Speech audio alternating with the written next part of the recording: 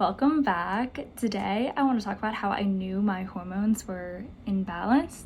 And this is a tricky subject because hormones play such a vital role in so many processes throughout our body.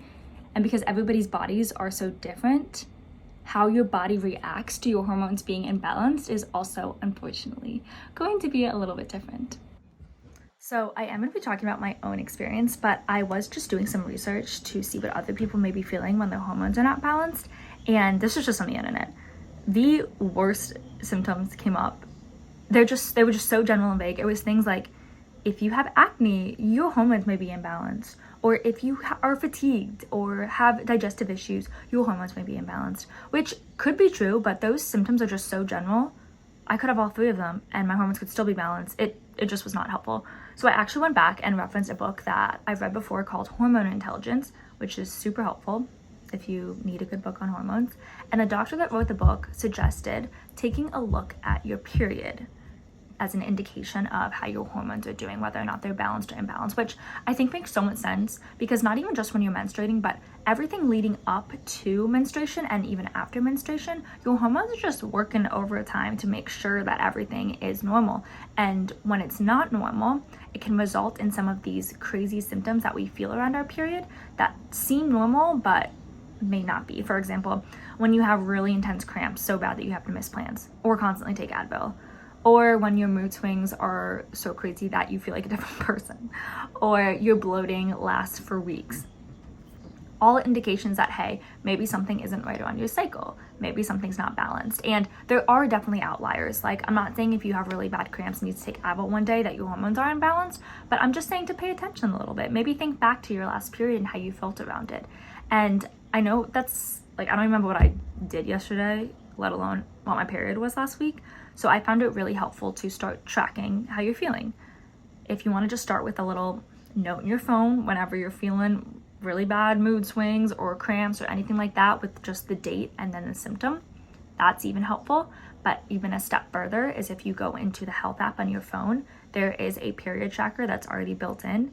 It's super simple and you can put in when you're on your period as well as just other symptoms.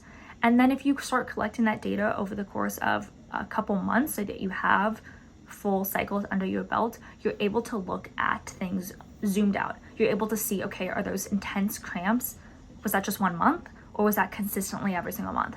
Is my period even every month, or is it randomly 20 days between periods 1 month and then 45 days between the other? That'll help you kind of get an indication of what's going on. And then you can take that data and talk to your gynecologist and figure out next steps. Like, okay, is this normal for me? Because again, everybody's body is different. So you can talk to your gynecologist. Is this normal for me? Is this not? Is there anything that I should be doing? Any steps that I should be taking to balance my hormones? Or whatever the gynecologist has to say. So I do just want to note also that this will be really hard if you are on hormonal birth control, because hormonal birth control masks any intense feelings. For the most part, at least my experience with birth control, it masks any intense feelings that you have around your period. Obviously, it depends on which one you're taking, but I had a super regular period, no symptoms. It wasn't until I got off hormonal birth control and I could see my period for what it really was that I was able to figure this out. So, not saying that hormonal birth control is bad, it's just not going to really be a helpful indication of how your hormones are moving with my experience with it. So, moving into how I figured out that my hormones were imbalanced, I decided to get off hormonal birth control and get an IUD. I went for the copper IUD, so I was going from hormones to no hormones birth control. And to get an IUD, you need to get an ultrasound. And when my gyno was doing the ultrasound, she noticed that I did have some cysts on my ovaries. And she told me, this could be PCOS, it couldn't be PCOS. We'll just have to watch your period once you get the IUD and kind of see what it's looking like. Because if you don't know PCOS, there are 3 main symptoms that people use to diagnose if you have PCOS or not. Again, this depends on the person. Things vary. PCOS, there isn't really like a set rules like this is the symptoms, this is the solution, here we go. So that was one of the 3 symptoms that she told me about. And the other 2 were irregular periods and high testosterone. So in total, cysts on your ovaries, high testosterone, irregular period.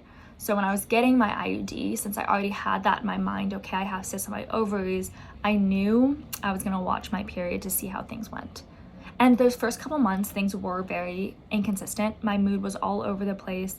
I was getting bad period cramps, but that is pretty normal after you get an IUD for the most part. And after those symptoms mellowed out, after like the 3-month mark, my period was still super irregular. I would sometimes get my period once every 20 days, and then I would get it like once every 45 to 50 days.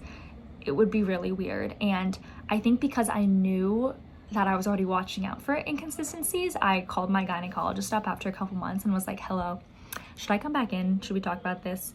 Because I was just a little bit worried that my hormones were imbalanced. So when I went back to my gynecologist, she recommended I get a blood test to look at my hormones on paper, which I really do feel like is probably the easiest and most effective way to figure out if your hormones are imbalanced. I know that not everybody has access to that, and I know that maybe not everybody even has access to a gynecologist. So I do think that looking at your period and kind of monitoring around how you're feeling around your period is a good place to start. But if you do have access to getting blood work done, like, go get blood work done. And when I did get blood work done, I realized that my hormones were all out of whack. My testosterone levels were really high, which is then when my gynecologist was kind of like, all right, well, you should probably figure out what we're gonna do because it sounds like you do have PCOS. And I actually ended up getting referred to an endocrinologist, and I'm still in that process figuring it out now on how I can fix my hormones, which is why I started this whole YouTube channel, because I feel like this is a very common issue that people are going through, and there's not a lot of answers out there. And it really did start with me tracking my period. That was super important, and I really had to trust myself, I feel like, during that process. And if you're starting to track your period or thinking about it, I definitely recommend you do the same. Everybody's body is so different, and it's important to know how you feel during your period, because you're really the only person that's gonna know how you feel during that time. And if it's hard for you to think about, like, okay, I don't really know how to listen to my body or understand what I'm feeling, take a second and intentionally think about it. Really stop what you're doing and think, okay, how do I feel in this moment? Is there anything that I'm feeling in this moment?